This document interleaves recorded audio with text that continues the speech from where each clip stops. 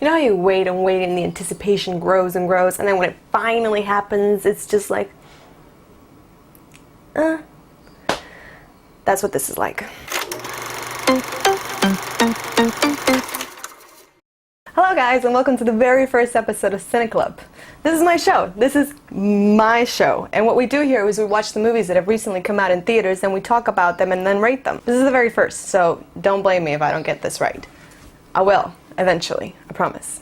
Now, I decided in order to kick off our adventure of watching movies together, the first one we should watch is the one I've been anticipating for quite a few months now, and that movie was Carrie. Now, the reason I was really looking forward to seeing this movie is because Stephen King is one of the best authors of all time. And I was really interested in seeing how, after 30-odd years, they would make the story of Carrie relevant and interesting for our new viewers. And with the new technology we have now, the better effects and a better script, I thought this movie could just really be everything it was meant to be, because the book is extraordinary. When I saw the first adaptation, I hadn't read the book, so I decided this time, in order to have, a complete fresh mind of the story and what Stephen King wanted us to really see, I decided to read the book before seeing the movie. So after seeing the first movie recently, after finishing the book, running to the theaters, you'd expect I would be very happy with what they did.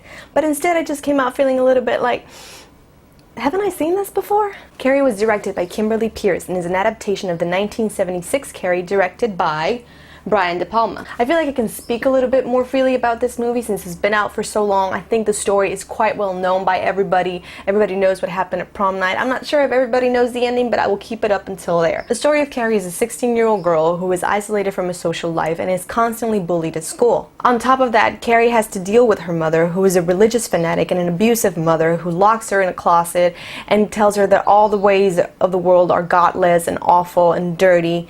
And then the result is Carrie is a very shy, very introverted girl who is constantly waiting for the next trick that someone's going to pull on her. But Carrie's not just the victim of school bullying and a mother that doesn't care for her. She's a girl who has telekinetic powers, and they start developing at the very beginning of the movie. And as Carrie is slowly discovering her powers and discovering a bit of independence, the story of the last big trick that they're going to pull on her is also happening, which will happen at prom night. The principal cast is really composed of Carrie and Margaret White, Carrie being played by Chloe Moritz and Margaret White by Julianne Moore. I personally think the casting was very well done. I was very excited to hear there was going to be Chloe. I thought she was great and kick-ass, and I was really looking forward to seeing her a little bit more like a teenager, less like a kid, and especially in such an important role. And Julianne Moore, well, she's one of the best actresses out there. But as great as an actress as Julianne Moore is, and as promising as Chloe seems to be, they just didn't seem to really embody these characters. They did a very good job, but when you compare it to Sissy Spacek back then and how it felt in that relationship,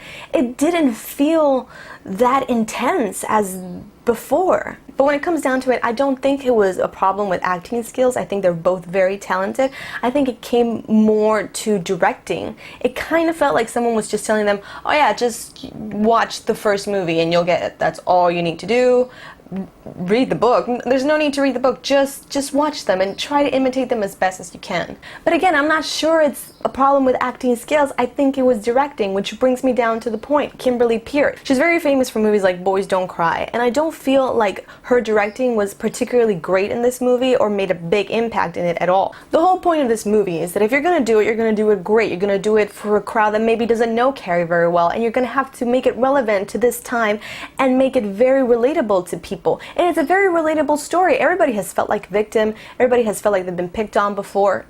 And you can really understand the character of Carrie. What bothers me most is how incredibly loyal it is to the first script as opposed to the book. There are just scenes that never happen in the book that are just completely exactly the same from the first adaptation, and it annoys me. Apart from the holes in directing, I think the main problem in this movie was the script. Now, the whole point of this movie, the big talk of this movie, was that it was going to be very, very loyal to the source, which was great because the first movie, the first adaptation, had a lot missing from the book. The script, written by Robert Aguirre Sacasa, was really disappointing. annoying because it's basically the same script for the first adaptation written by Lawrence D. Cohen. So the supposed loyalty that they were going to bring into this movie comes in a line here, a scene there, a little detail, but there were huge scenes from the book that they were not included, and they should have been, because it just helps you see the character so much better and understand it so much better. One of the most important scenes ever to understand Carrie's power and her character is the scene of the stones. I'm not going to mention it very much, but it's one of the very first times that Carrie shows her powers as a little kid.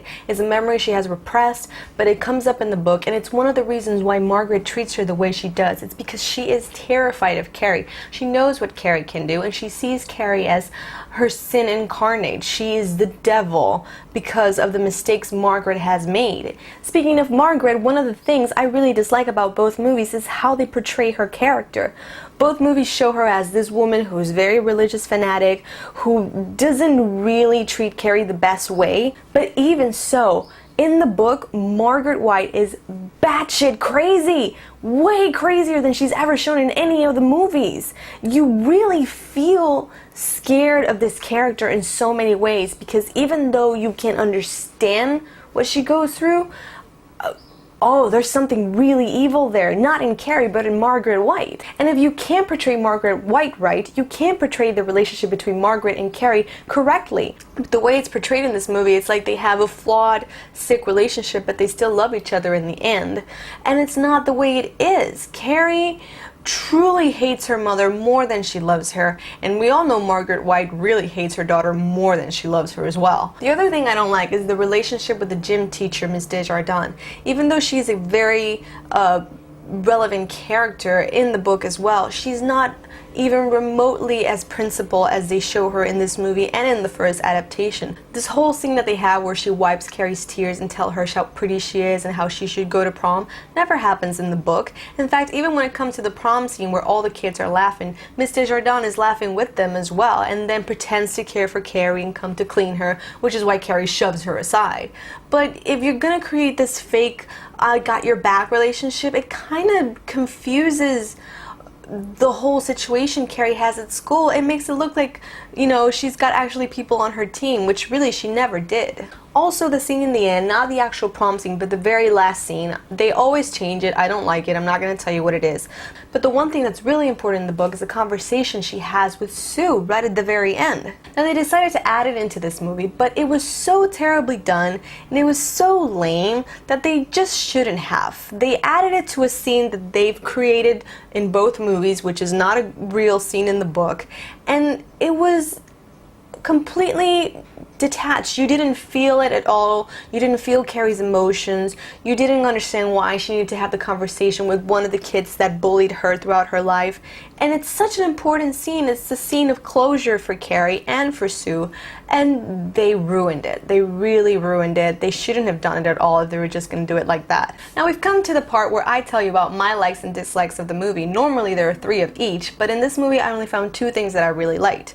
The first thing I really loved was the prom scene. I was waiting for it so much, because even though in the first movie it's quite good, you're waiting for the time where the special effects are so good that it's just gonna blow you away, that her power is gonna come out and she's just gonna take her revenge on these people, and it really delivered. I really, really liked it. They made it bloodier, they made it more violent, they made it just a way for you to really feel satisfaction that Carrie was finally having her moment. I also quite like Chloe for Carrie. I thought she was really good. I think maybe they could have directed it a bit better. The only complaint I have about Chloe is that she is too pretty. And I don't mean that in a bad way. Chloe is a beautiful girl, but Carrie is not always pretty. In fact, Carrie is quite frumpy and dumpy looking for most of her story.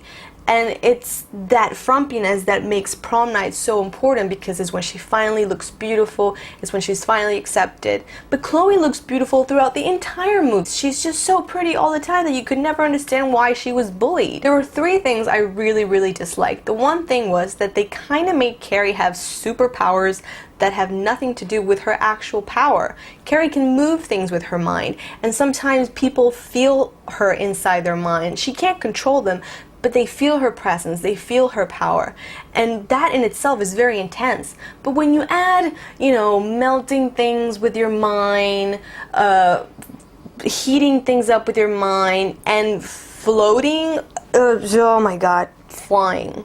Carrie does not fly. Carrie doesn't fly. Carrie doesn't make huge holes in the road with her feet just because she stomped it. Her power in itself is really frightening and cool enough as it is. She's badass. And then you're trying to make her into a way that kids nowadays can't understand it. It was ridiculous. The other thing I think they didn't interpret very well was the bullying. Carrie is constantly bullied. And it is shown throughout the book. It is very well shown in the first movie. That first scene has to be really intense. And in this one, it just felt, it only feels like one girl really hates her, which is Chris. And we all know Chris is the bitch of the story. But even so, Carrie's really not liked by anybody because nobody understands her. So it's easier to call her weird, it's easier to call her a freak, but you feel that pain. And in this movie, the bullying was mild at most, and it's such a relevant topic right now. It's so important to represent it well, and I think they just did the laziest thing they could do. It wasn't even good enough whatsoever. Also, if you're gonna adapt a movie to modern times, make sure you really do add the social media that is happening with bullying right now. The only reference they made to any modern time was YouTube. They recorded her and they uploaded it to YouTube, and then there was no consequence of that video. There was no talk of it anymore, apart from a few text messages here and there. The movie could have easily been set back in 1970s. In the end, what you get is just a copy-paste script that was written many years ago, added a little something, a very lukewarm passion for the directing, and your result is just a very irrelevant, unnecessary movie, which is sad because I was super excited for this movie to come out. I thought they were going to do a great job, but you really do feel like you've seen it and better. So if I was going to rate Carrie, I would give it a 5 out of 10. And that's disappointing. I wish I didn't have to. If you're gonna remake the movie, you gotta make sure it's better than the first one, which is very hard to do, or just evoke these same emotions the first one did. And this movie just did neither. It ends up being a remake of an adaptation, not an adaptation of a book. But that's just my opinion. Tell me what you thought of the movie. Also, if you didn't like Chloe, who do you think would have been a better choice for the role? Just comment below and let me know. So that wraps it up for our first episode of Cine Club. I hope you enjoyed it. I know I did. And I will be seeing you next Friday with a movie of my choice. And I was about to tell you, but I might change it, so we'll keep it a surprise. So until our next movie date,